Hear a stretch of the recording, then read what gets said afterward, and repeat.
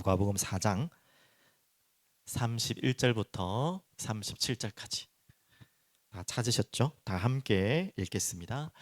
갈릴리의 가버나움 동네에 내려오사 안식일에 가르치심에 그들이 그 가르치심에 논란이 이는 그 말씀에 권위가 있음이니라.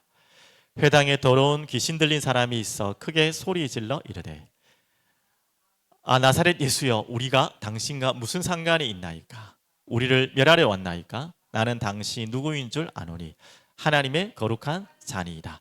예수께서 꾸짖어 이르시되 잠잠하고 그 사람에게서 나오라 하시니 귀신이 그 사람을 무리 중에 넘어뜨리려고 나오되 그 사람은 상하지 아니한지라.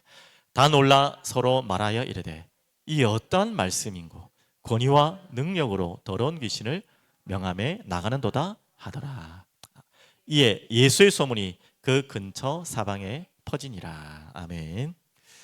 네, 오늘 말씀 제목을 이렇게 잡았습니다. 예수님의 가르치심입니다.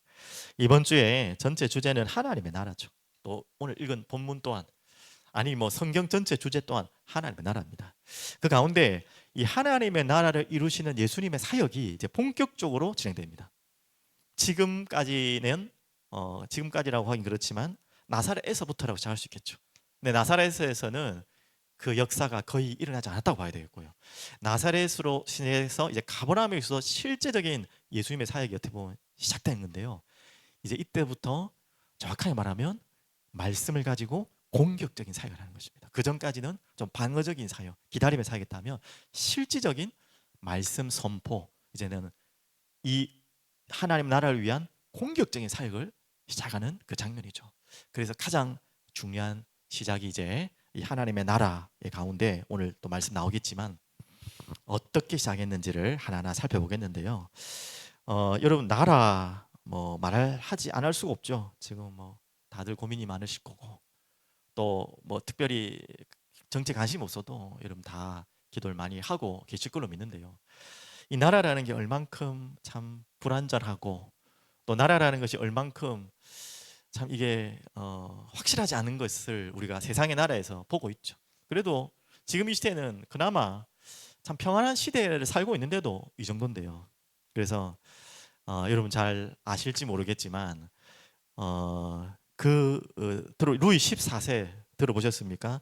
옛날 역사를 잠시 기억하실지 모르겠지만 왕권 신수설 막 달달 외운 거 기억나시죠? 그걸 주창했던 루이 14세. 그 전까지는 왕권이 완전히 바닥에 있다가 어떻게 보면 왕권을 그냥 신수설 말 그대로 하는 신의 경지까지 올려놨죠. 그래서 굉장히 강력한 왕권으로 나라를 다스렸죠. 그 루이 14세의 가장 유명한 말이 있어요. 루이 14세 직접 했다고는 안 하기도 하지만 하여튼 루이 14세의 말 중에 짐이 곧 사회에서 잘 안 하셨네요. 역사. 짐이 곧 국가다. 얼만큼 왕권이 대단했는지 아시겠죠? 자기가 곧 국가다. 왕이 곧 국가다. 그 정도의 권세를 가졌습니다. 그런데 이제 15세를 지나서 16세, 잘 아시잖아요. 그 유명한 만화에도 나오는 루이 16세 아내가 누굽니까? 마리 앙투아네트. 그때 이제 16세 때에 15세, 16세까지 가다가 이제는 그게 골마 터져서 결국은 16세의 잘못이라고도 할 수 있겠지만 이 프랑스 혁명이 일어났고 둘 다 단두대에 비참하게 죽게 되고 이제 왕권이 서서히 무너지는, 그러면서 이제 국민의 고난이 일어나는, 그래서 프랑스 혁명이 좋은 의미라고 할 수는 없겠지만 하여튼 영적으로는 참 안 좋은 의미가 또 많지만 하여튼 역사의 중요한 시간표로 굉장히 중요한 사건으로 전환점이 되었죠. 그렇죠? 성경에도 그런 중요한 전환점이 하나 있어요. 사무엘 시대 때까지는 제사장, 선지자들이 또 이끌어가는, 또 사사 그렇게 말했죠. 이끌어가는 시대였는데 사무엘의 죽음 이후에부터, 사무엘 죽기 전부터죠. 어떻게 보면 사무엘 이후부터 어떤 이제 시대가 왔습니까? 이제 왕의 시대가 성경에도 오게 됩니다. 근데 그 왕의 시대를 하나님이 기뻐하셨을까요? 안 기뻐하셨을까요? 왜 안 기뻐했을까요? 맞아요. 우리 준이가 나와 설교라 되겠다. 충분하겠다. 어떻게 그게 제일 잘해? 맞아요. 처음에 사무엘 영향은 있죠. 자녀들이 완전히 엉망진창이니까 더 이상 안 되겠다. 그리고 다른 나라에는 다 지금 왕이 있다. 우리만 왜 없냐라고 왕을 세워달라 했는데 왜 하나님은 그동안 왕을 안 세워줬을까요? 이유가 뭐죠? 여호와 하나님 왕이셨거든요. 하나님께서는 다른 세상의 나라와 다르게 여호와께서 왕으로 지배하시고 통치하시는 나라를 눈에 보이지만 구약에는 하나님께서 보여주려고 했던 거죠. 근데 이 백성들이 이제는 교만해지고 또 뭔가 이 다른 것들 때문에 왕을 세워달라 하죠. 그래서 사무엘이 좀 열이 받았지만 하나님이 그래도 허락하셔서 그래 세우긴 세울 텐데 너희들 저주의 경고를 합니다. 그 왕들 때문에 너희들이 진탕고생할 것이다. 이런 의미의 말씀을 하시죠, 맞죠? 네, 그러면서 이제 왕의 국가, 왕정 국가가 이제 성경에도 시작됩니다. 자, 이런 부분들을 통해서 우리가 역사들을 보면서 나라라는 이 변동되는 많은 상황들을 성경에서도 성경 밖에 있는 세상에서도 보게 되는데 결국은 우리가 봐야 될 것은 뭐죠? 하나님도 이미 말씀하셨듯이 하나님이 왕이 되지 않는 그 나라는 결코 완전하지 않다는 것, 결국은 다 무너질 수밖에 없다는 것, 그것을 우리가 알 수 있고요. 또 한 가지, 이 하나님의 나라는 아까 말했듯이 말은 틀렸죠. 짐이 곧 국가다라고 한 루이 14세의 그 말이 어떻게 보면 국가에 대한 개념에 대해서는 어느 정도 맞았어요. 그게 저 정권이 맞다는 건 아니지만, 그래서 하나님의 나라는 곧 같이 적용하면 뭐라고요? 예수님이다 같은 말입니다. 우리 지금 민주주의에서는 그러잖아요. 국민이 국가다라고 말해도 틀린 말은 아니죠.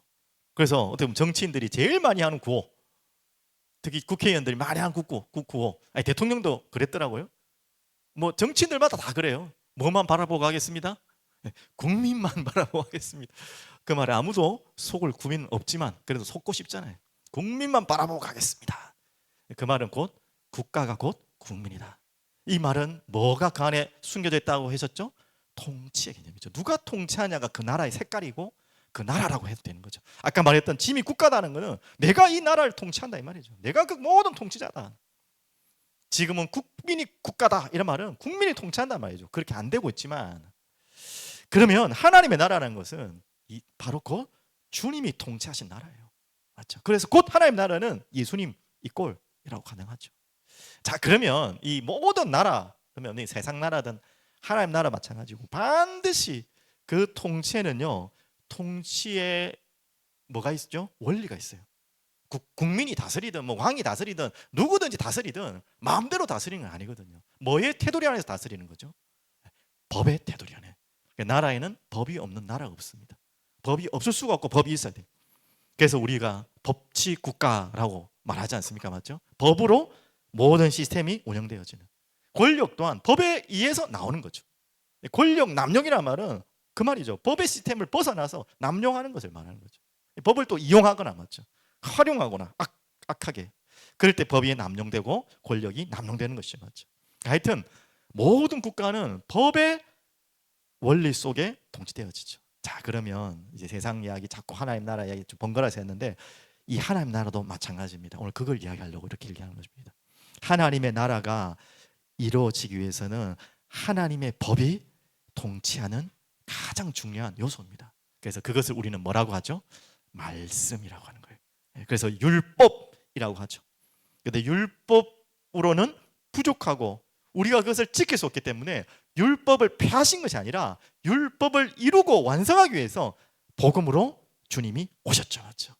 그래서 그 예수님 또한 아시다시피 자신이 법이고 자신이 말씀이고 자신이 국가고 자신이 하나님 나라인데 기가 막히게 보십시오. 말씀대로 그대로 말씀에 복종하고 순종하면서 말씀의 구약이 이루어지는 대로 또 예수님 또한 말씀을 가지고 모든 하나님 나라 역사를 이루어갔습니다.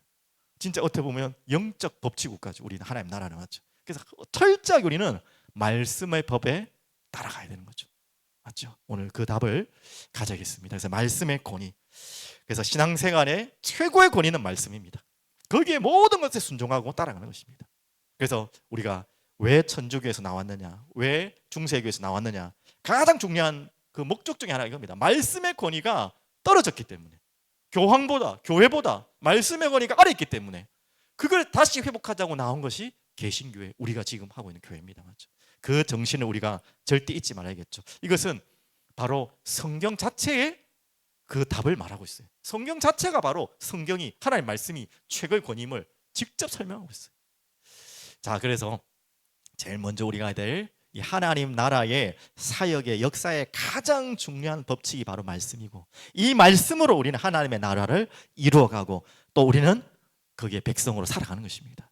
그래서 말씀, 여러분 아시는 예수님 자신이 바로 또 말씀이죠. 누가복음 4장 31절 32절, 갈릴리의 가버나움 동네에 내려오사 안식일에 가르치심에 그들이 그 가르치심에 논란이 이는 그 말씀이 권위가 있음이로라.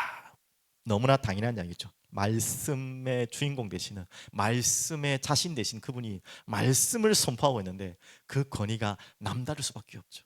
한마디로 이 성경의 저자가 직강하는 거예요. 여러분 그런 거랑 다르잖아요. 그 이전에 그러면 많은 서기관들과 많은 유대인들 지도자들이 말씀을 가르쳤을 거 아닙니까? 근데 그 대부분은요, 이 정확한 말씀을 모르고 또 전통을 끌어와서 또 엉뚱하게 많은 것들을 해석했죠. 그런 권위와는 차원이 다른 거죠. 저자직강 진짜. 그 말씀 자신이, 말씀의 주인공 되신 그분이 말씀을 선포하는 그 권위, 그 권위에 그 무엇도 비교할 수 없겠죠. 그래서 요한복음 1장 1절 다 함께 읽읍시다.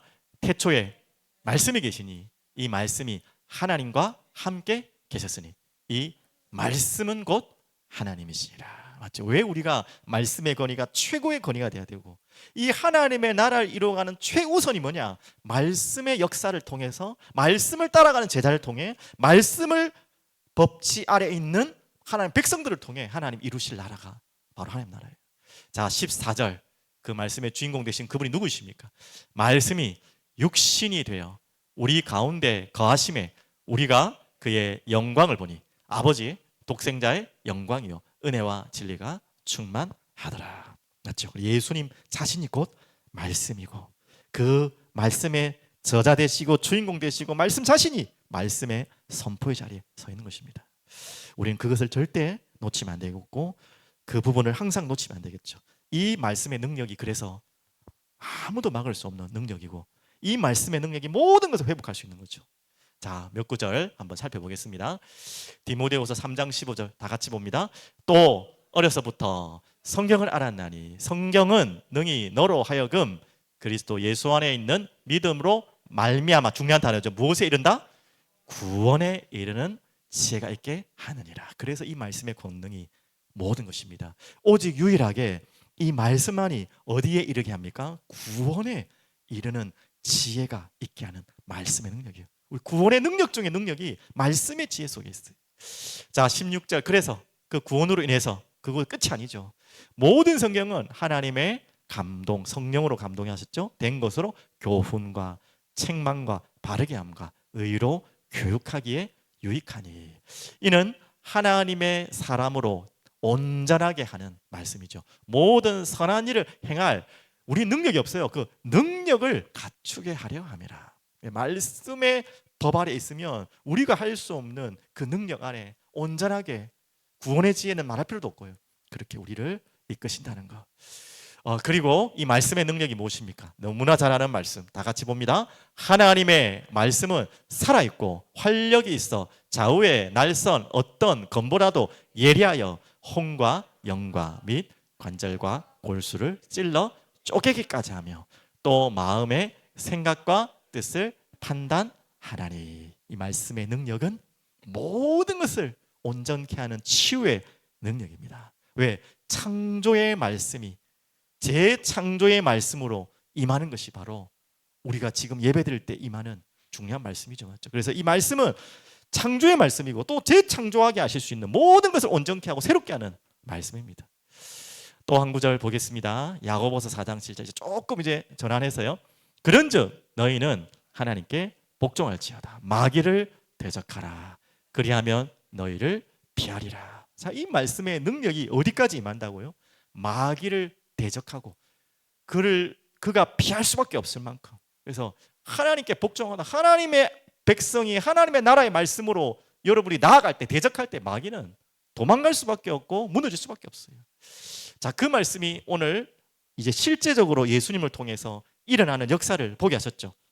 오늘 뭐 성경에도 있지만 다 함께 읽겠습니다. 다 놀라 서로 말하 이르되 이 어떠한 말씀인고 권위와 능력으로 더러운 귀신을 명함에 나가는도다 하더라. 맞죠? 이 말씀의 능력이 바로 이런 능력이 있습니다. 그래서 모든 어둠의 권세를 무력화시키고 떠나게 하고 무너뜨리는 바로 그 권세 또한 말씀의 능력 속에 있습니다. 오늘 이 말씀의 권위를 가지고 말씀을 여러분이 딱 붙잡고 가는 순간에 그 말씀의 능력이 여러분 앞에 앞서가는 거예요. 맞죠? 그래서 여러분이 가는 곳에 하나님의 나라가 임하는 것입니다. 자, 그러면 또 중요한 사실이 있죠. 자, 말씀이 이렇게 말씀 자체가 능력이고 말씀 자체가 바로 하나님이시고 능력인데 이제 이 말씀이 누구를 통해서 하나님은 역사하기를 원하십니까? 이제 예수님은 자기 자신을 통해 모델을 계속 보이신 것이고요. 이 말씀이 이 말씀의 법을 따르는 하나님의 백성을 통해서 이 말씀이 선포되기를 원해요. 그렇게 하나님은 하나님의 나라를 이 땅에 이루어지길 원하십니다. 하나님의 뜻이 땅에 이루어지는데 그 핵심적인 원리와 논리가 뭐냐면 이 말씀이 임하여서 말씀이 선포되어져서 말씀의 법에 따라갈 사람들을 통해서 하나님은 이 일을 이루시는 거예요. 그래서 제일 중요한 게 뭐냐? 이 말씀의 능력을 능력 그대로 받고 전할 사람이 필요한 거예요. 그래서 말씀의 밭이 너무 중요한 거예요. 말씀에는 전혀 문제가 없어요. 맞죠? 잘 아시잖아요. 말씀 자체는 오류가 없어요. 하지만 이 말씀을 전하는 자, 받는 자에게 문제가 와서 지금 이 세상이 이렇게 엉망진창인 것이죠. 그들이 바로 일어나고 우리들이 먼저 일어난다면 이 말씀이 부족해서 세상이 이런 게 아니라 이거예요. 말씀에 받는 밭이 부족해서 그런 것이죠. 그래서 우리가 이걸 보고 기도해야겠죠. 그래서 두 가지로 이야기를 합니다. 말씀을 전하는 자의 밭과 또 그 이전에 말씀을 받는 자의 밭, 두 가지로 설명을 좀 하려고 합니다. 그래서 말씀 전하는 자, 뭐 좁은 의미로는 목회자, 뭐 구약의 선지자, 제사장 뭐 이런 의미가 될 수 있겠지만 지금은 이제 이 세상을 또 보시면서 우리가 다 함께 봐야겠죠. 그래서 말씀 전하는 자가 너무 중요합니다. 제가 두 인물을 비교를 해놨는데요. 제가 지금 이제 아모스를 다 읽고 이제 말라기를 보고 있는데 아마샤와 아모스라는 인물이 나옵니다. 아모스는 여러분 잘 아는 뽕나무 치던 농부. 얼마나 말씀 전하는 선지자가 없었으면 하나님께서 이 뽕나무 치는 농부를 불러서 하나님이 그 시대에 말씀을 전하셨어요. 바야흐로 그 시대는 이제 북이스라엘, 그때 가장 강력한 나라와 정치의 세력에 있었던 여로보암 2세, 1세 말고 2세 때 정치, 경제 모든 것이 가장 강대국이었을 때, 그래서 교만이 끝을 달렸을 때, 그때 호세아서도 똑같이 나왔죠. 그 당시에 이 아모스 선지자를 불렀어요. 그것도 북이스라엘의 말씀 전하는 자가 아니에요. 얼마나 없었으면 남유다에 활동하는 이 농부를 불러와가지고 북이스라엘에다가 하나님의 말씀을 선포하죠. 그런데 어떤 말씀을 선포합니까? 경고의 말씀, 심판의 말씀, 무시무시한 말씀을 막 쏟아붓는 거예요. 좋아했겠습니까? 싫어했겠습니까? 그런 말씀을 또 쏟아붓는 이유는 뭡니까? 돌아오라는 거잖아요. 정신 차리라는 거죠. 애정이 없는데 왜 징계를 하고 혼을 내고 미리 막 합니까? 망할 걸 왜 이야기합니까? 망하도록 가만히 놔두지. 망하지 말라고 그렇게 해가는 거잖아요. 돌아오라는 거예요. 지금이라도 회개하라고. 아모스를 통해 막 선포를 합니다. 그때 가장 강력하게 반대했고 그 말씀을 거부하게 했고 그 막았던 자가 바로 아마샤라는 제사장이에요. 바른 복음을, 바른 말씀을 선포해야 될 자가 가장 무시하고, 어떻게 무시했냐? 딱 무시하죠. 너 남쪽에나 가라. 너 왜 남쪽 사람이 북쪽에 올라가지고 돈 벌어 먹으러 왔냐? 막 이렇게까지. 남쪽 가서 돈 벌어 먹어라. 막 이런 식으로 막 그렇게까지 무시했던 사람이 바로 아마샤죠. 진짜 말씀을 전해야 될 자는 말씀을 가로막고 있고, 얼마나 말씀 전할 자가 없으면 다른 남유다에서 그것도 농부를 불러가지고 하나님이 말씀을 전했죠. 자, 얼만큼 말씀 전하는 자가 귀하고 부족하고 또 중요한지 어떻게 보면 긍정적으로 나타나는 이야기일 수 있습니다. 또 여러분 잘 알다시피 우리 구약에도 이제 발람이라는 사람이 있죠. 민수기에 보면은 발락이라는 왕의 사주를 받아서 저 이스라엘을 저주해라 하는데 어떻게 합니까? 저주를 합니까? 네 번이나. 저주를 하나님과 계속 하나님이 그 입술을 주장하셔가지고 축복을 하는 장면이 나옵니다. 참 신비하고 해석하기 굉장히 어려운 부분인데 뭐 하나님이 하셨으니까 그럴 수도 있구나라고 우리는 알 수 있는 거죠, 맞죠? 그런데 결국 이 선지자는 거짓 선지자의 대명사가 되었죠, 맞죠? 그리고 그 이후에 이 발람은 또 이스라엘을 무너뜨릴 계략을 발락에게 또 전달해서 발부월 사건을 일으키게 하는 또한 거짓 선지자의 악랄한 또 대표자가 되기도 했습니다. 맞죠? 참 무슨 이야기를 하는 것입니까?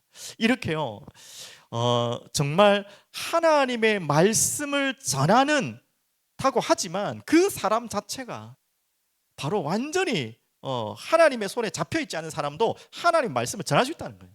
이것만큼 참 무시무시한 일이 없죠. 오늘 누가복음 3장 4장 34절, 제가 이것 때문에 일부러 발람이 생각나서 이야기했는데요.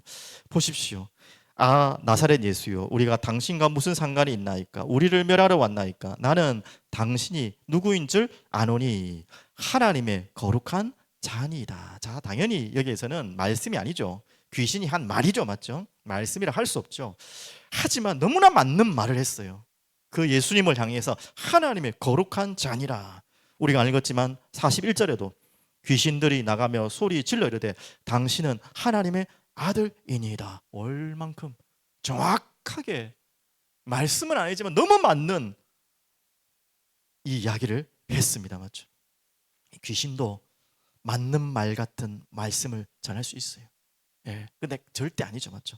그래서 우리가 누가복음 이미 읽었듯이 사령해 봤듯이 이 하나님의 말씀을 끌고 와가지고 예수님을 무너뜨리려고, 속이려고 성전 꼭대기에 올려놓고 떨어져 봐라 그러면서 하나님 말씀, 시편의 말씀을 끌고 와가지고 받아줄 거 아니냐. 그래서 정말 중요합니다. 말씀을 전하는 자가 이 성경을 가지고 곧이곧대로 말한다고 다 맞는 말이 아닐 수 있다는 거예요. 성경이 틀렸단 말이 아니고 말씀이 틀렸단 말이 아니라 말씀을 전하는 자가 얼만큼 중요한지가 우리는 정말 기도하고 깨어 있어야 되는 것입니다. 바른 말을 한다고 맞는 게 아니에요. 그럼 이 귀신의 말을 왜 예수님은 꾸짖으셨습니까? 맞는 말 하는데 왜 꾸짖으셨다 했죠? 맞는 말 같지만 의도가 틀렸어요. 성경에 맞는 말 같지만 의도를 다르게 해서 엉뚱하게 그 사람을 미혹하고 하고 혼미케 하려고 하는 그런 자들이 얼마나 많습니까? 그걸 이단, 사입이라고 해요. 불경을 들고 와서 하면 아니고요, 성경을 들고 와가지고 그 말씀 그대로 읽는데 그 의도를 다르게 해버린다니까요. 마귀가 하는 최고 잘하는 속임수의 짓입니다. 그래서 정말 말씀 전하는 자가 너무너무 중요하고, 이 말씀 전하는 자가 다른 동기를 가지고 다른 목적을 가지고 다른 뭔가를 가지고 말씀 전해서 그것까지 해가지고 은혜까지 준다면 그것만큼 무시무시한 게 없어요. 그래서 어떻게 보면 이것이 하나님의 나라를 가장 가로막는 가장 강력한 대적이죠, 맞죠? 그래서 성경에는 서신서를 보십시오. 가장 강력하게 많은 바울과 많은 제자들이 경고하고 또 했던 게 무엇이면 거짓 선지자를, 성경 읽으면 왜 이렇게 요한 일서도 그렇잖아요. 왜 이렇게 거짓 선지자를 주의하라. 바울도 왜 이렇게 거짓 선지자를 주의하느냐. 다른 걸 갖고 오는 게 아니고요, 말씀을 가지고 와서 말씀으로 미혹한다니까요. 그래서 얼만큼 이게 중요한지 여러분 이제 깨어서 기도해야 됩니다. 그리고 이제 두 번째죠. 이제 말씀을 받는 자인데요, 이 말씀을 받는데도 믿지 않는 자가 있고 믿는 자가 있습니다. 그 대표적인 예로 우리가 알다시피 믿지 않는 자, 이 나사렛 동네 말씀을 믿지 않는 이유는 저번 주에 다 설명드렸잖아요. 뭐 조금 안다고. 그리고 오늘 가버나움에는 뭐 가버나움이라고 잘났다는 것은 아닙니다. 하지만 이곳에서는 말씀을 믿는 자들이 있었던 것이죠. 그래서 나사렛하고 비교할 수 없는 하나님의 역사들이 일어났던 것입니다. 자, 이것을 조금 더 나아가서 진짜 내가 말씀을 받는다, 믿는다는 것은 어디까지인가? 라고 여러분께 질문을 던집니다. 잘 듣는 것까지일까요? 그게 시작이겠죠. 그걸 가볍게 하면 안 되겠죠. 그게 되지 않으면 뭐 시작도 안 되는 거지만 잘 듣는 것으로 끝나면 안 돼요. 여러분, 그래서 몇 구절 제가 설명드립니다. 듣는 것으로 시작으로 해서 잘 들어도 이렇게 잘 들어야 돼요. 마태복음 8장 18절에서 23절. 이거 아시죠? 이 씨 뿌리는 비유 알잖아요. 밭에 씨 뿌리는데 뭐 가시밭이 있고 돌짝밭이 있고 또 길가밭이 있고 옥토가 있잖아요. 말씀은 다 받았다니까. 안 받은 게 아니에요. 길가에 받았고 또 어디에 받았습니까? 돌밭에 받았고 가시밭에 받았죠. 받았다니까요. 근데 어떻게 받았습니까? 이걸 제대로 받은 게 아니죠, 맞죠? 그래서 옥토라는 밭에 열매가 일어난다는 그 이야기지 않습니까? 이거 뭐 길게 제가 설명 안 해도 되는데요. 이걸 조금 더 가서 그럼 옥토 밭이 무엇이고 도대체 이 말씀을 제대로 받는다는 말이 무슨 말입니까? 여기까지 와야 돼요. 야고보 1장 22절 한번 다 같이 읽어볼게요. 참 중요한 구절입니다. 너희는 말씀을 행하는 자가 되고 듣기만 하여 자신을 속이는 자가 되지 말라. 참 마음이 덜컥하는 말씀일 수 있죠. 여러분 불안케하는 말씀 아니에요. 듣기만 하지 말라면 듣는 게 틀렸다는 말이 아니라 듣기만 하는 자가 있다는 거예요. 그리고 자신을 속여요. 나는 말씀 받았고 말씀을 들었고 나는 말씀 이제 끝났다라고 생각하죠. 아니잖아요. 말씀을 그것으로 속이지 말아 했잖아요. 어떻게 하라고요? 말씀을 행하는 자가 된다. 행해야지 구원받고 행해야지 뭐가 되고 이 말이 아니라는 거 아시죠? 야고보서는 말씀을 정말 들었다면 말씀을 받았다면 행할 수밖에 없어요. 내게 변화가 없고 이 말씀으로 인해서 이번 주에 실천이 없고 작은 거라도 변화가 없다면 말씀을 받지 않은 것지도 모르요. 뭐 시간은 있겠죠. 씨가 심겨지는데 싹이 트는 데는 시간이 다 다르기 때문에 좀 다를 수 있겠지만 결코 싹이 나지 않다면 어떻게 되겠습니까? 맞죠? 결코 그럴 수 없겠죠. 이 부분을 잘 기억하시고 한 가지만 더 기억하면 이렇죠. 못된 열매는 좋은 나무가 없고 또 좋은 열매는 못된 나무가 없느니라. 반드시 열매에 다 드러나게 되어 있습니다. 안 드러날 수가 없어요. 이 부분을 기억하시면서 내가 어떻게 말씀을 받아야 되는지 곰곰이 하나님께 기도해 보시고 질문해 보시기 바랍니다. 이번 주에도 예화를 든 거 기억나시지 않습니까? 그 취임 예배를 드렸던 시골 교회 목사님이 똑같은 설교를 왜 계속해서 했겠습니까?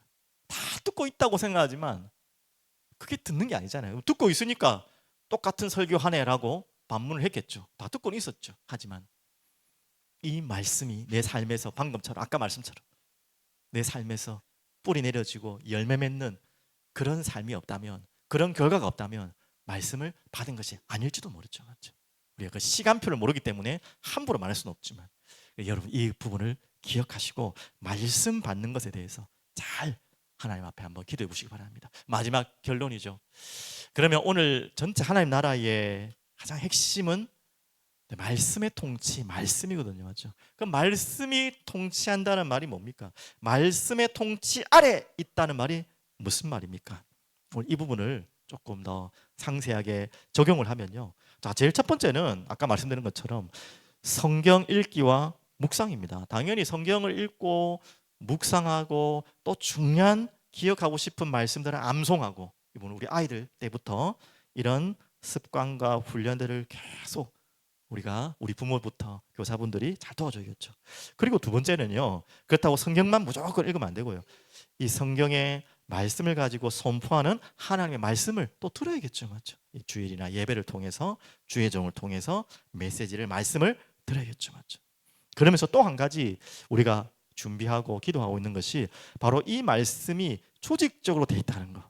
그래서 교리와 신조. 그래서 믿음의 많은 선배님들이 또 믿음의 많은 선생님들이 이 성경을 잘 올바른 교리와 신조로 우리가 어떻게 이 신앙생활을 하기에 적용해야 되는지에 대해서 너무나 좋은 책들이 많아요. 그 대표적인 게 뭐 웨스터민스터 신앙 고백, 또 뭐 하이델베르크, 또 뭐 이런 부분들이 있거든요. 이런 교리들, 신조들.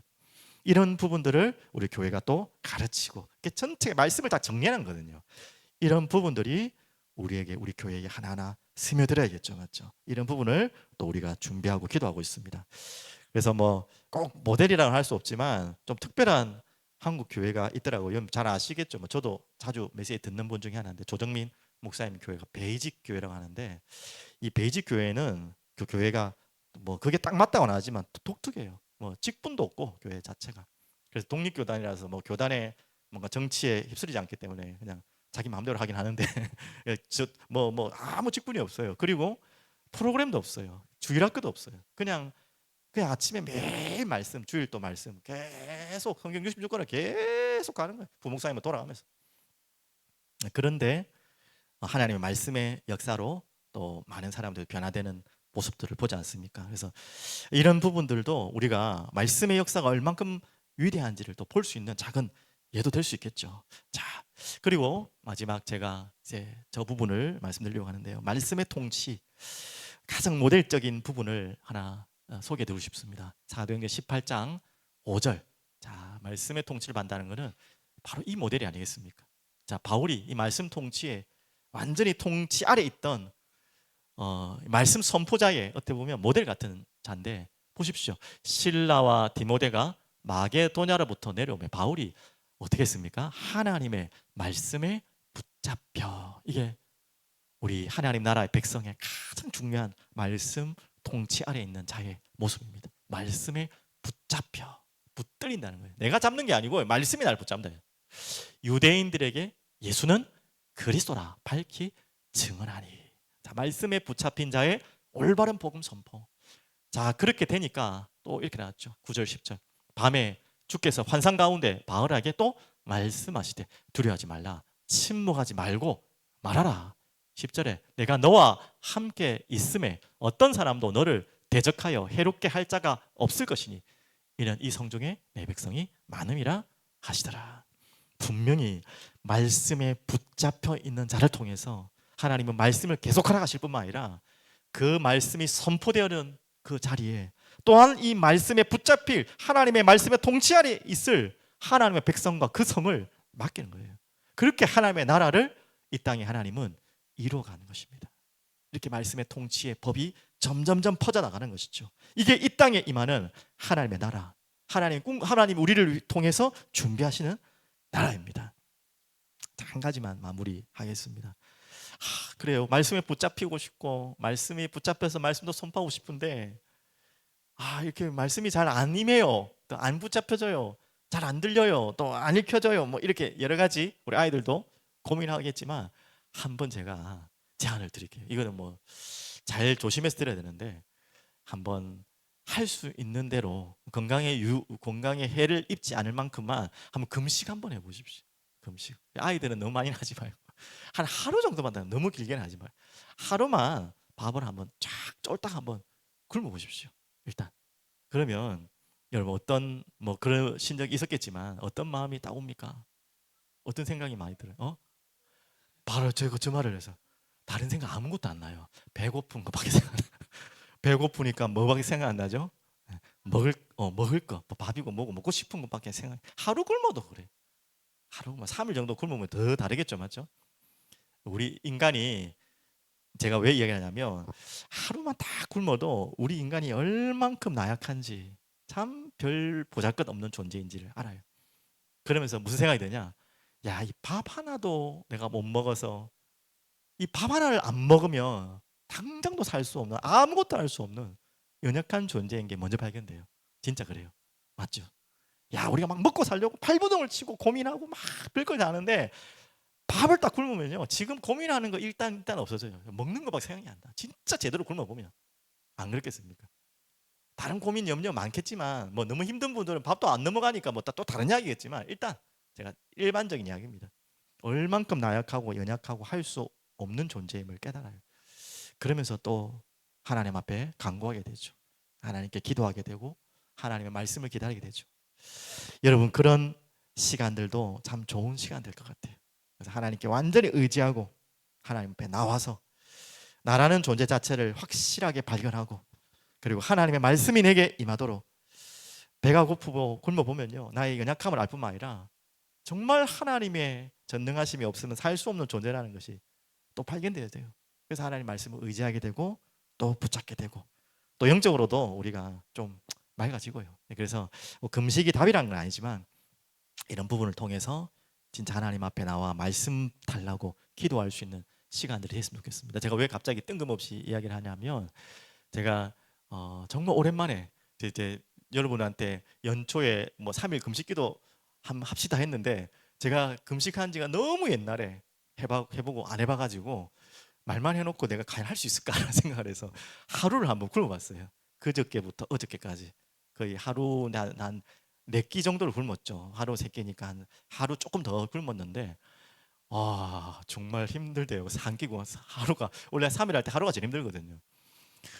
그래가지고 하는데 또 굶는 게 목적이 아니잖아요. 기도하는데 방금 그 생각도 났고 근데 정말 기도는 간절해지더라고요. 진짜 더 간절해지고 더 다른 생각 날 게 없고 다른 막 고민할 게 없고 하나님께 간절하게 기도할 수 있는 시간이 되었습니다. 그래서 여러분에게도 뭐 하루, 뭐 이틀, 3일 뭐 날짜가 중요한 게 아니라 진짜 내 거를요 쉽게 말하면 비워보라는 거예요. 굽는 게 목적이 아니라 우리가 하나님의 통치, 말씀의 통치 아래 있지 않는 이유는 자꾸 내게 다른 것이 통치하고 있잖아요. 다른 것이 나를 붙들고 있잖아요. 다른 것이 나를 붙들고 있잖아요. 그것을 비우는 시간들이 여러분들에게 꼭 필요할 것 같습니다. 그래서 진짜 하나님의 통치를 임하는 그런 여러분 되기를 간절히 기도드리겠습니다. 기도하겠습니다. 전능하신 하나님 아버지 감사합니다. 말씀의 법이 이 하나님의 나라의 통치의 법인 것을 믿습니다. 하나님의 온전한 백성들이 말씀 되시는 그 말씀의 주인 되시는 예수님, 그 예수님의 통치와 그분의 말씀의 법의 통치 아래 오늘도 우리가 머물기를 소원합니다. 그 통치와 법 아래 있지 않은 우리의 생각과 우리의 많은 잡념과 염려와 두려움과 근심이 완전히 따라가게 하시고 이 말씀의 법이 말씀의 통치가 우리의 삶과 우리의 인생을 주장하여 주시옵소서. 감사드리며 살아계신 예수 그리스도 이름으로 기도합니다. 아멘.